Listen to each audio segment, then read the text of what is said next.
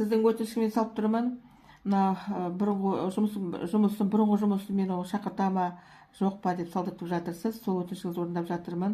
Я мына оң жақ жастығыңыз бір келіспеушіліктерді, бір керексіз ойларды көрсетіп тұр. Сол келіспеушіліктер, керексіз ойлар маңдайыңызды түйіліп уайымға батырып, алдыңғы уақытта мына өзіңіз бұрынғы жерім деп тұрсыз ғой, сол жаған алаңдап тұрғаныңызды көрсетеді.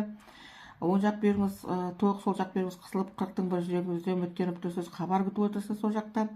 Босағаңыз өзіңізде, құйысқаныңыз көтеріліп, сол жақ босаға өзімен өзі отыр. Қазіргі таңда әрине албарланып, алаңдап тұрсыз, ортаңыз сергелдеңге түсіп, үміттеніп, сол жаққа қарай ұмытылып тұрғаныңызды көрсетіп тұр. Алдыңғы уақытта өткен жұмысыңызды ол жақтан сол жақта біреумен сөйлесіп және қылып жатырсыз ғой деймін.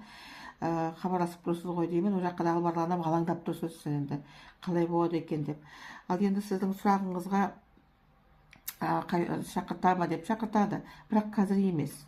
Өйткені маңдайыңыз жібермей тұр. Өйткені сол жағы өзі бұрынғы жұмысыңыздың да өзі бір сізге шақырудың, қолма-қол шақырудың өзі бір кедергі болып тұрған бір кілтипандары бар ғой деймін.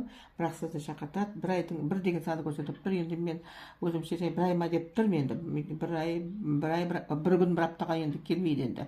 Өйткені маңдайыңыз жібермей тұр. Қанша анталанғанымен ол жақтың жаңағы өзінің бір мәселелер жібермей тұр. Мінекей мынау боса, сондықтан енді мен бір ай деп тұрмын, немесе бір айдан да көп па деп тұрмын енді. Сол мінекей босағаңызға олжаңыз түсіп тұр, бір сүйшімен құдайыңыз бар, сізді шақыртады деп отыр.